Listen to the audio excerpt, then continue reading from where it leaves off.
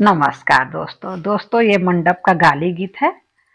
दोस्तों अगर अच्छा लगे तो लाइक करिएगा, शेयर करिएगा, कमेंट करिएगा दोस्तों, और सब्सक्राइब जरूर करिएगा। नमस्कार दोस्तों।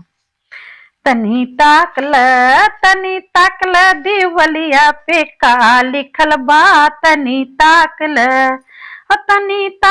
दिवलिया पे का लिखल बा। तनी ताकल इतवार लिखल बा, सोमवार लिखल बा, मंगलवार लिखल बा, वही अगुआ के बहिनी का भतार लिखल बा। तनी ताकल दिवलिया पे का लिखल बा। तनी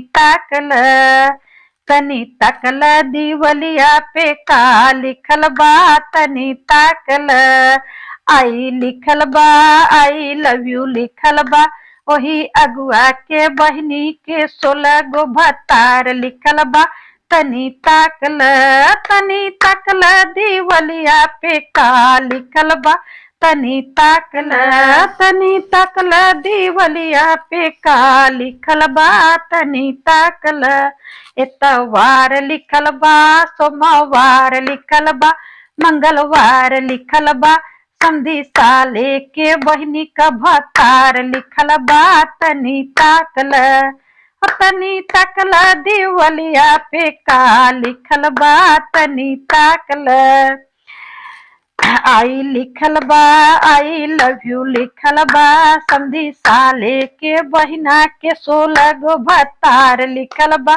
तनी ताकल दिवलिया पे का लिखल बा। तनी ताकल दिवलिया पे का लिखल बा।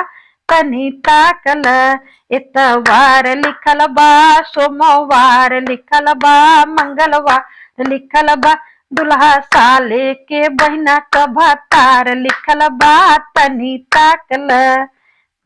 ताकल दिवलिया पे का लिखल बा। तनी ताकल आई लिखल बा, आई लव यू लिखल बा, दुल्हा साले के बहिना का 16 गो भतार लिखल बा। तनी ताकल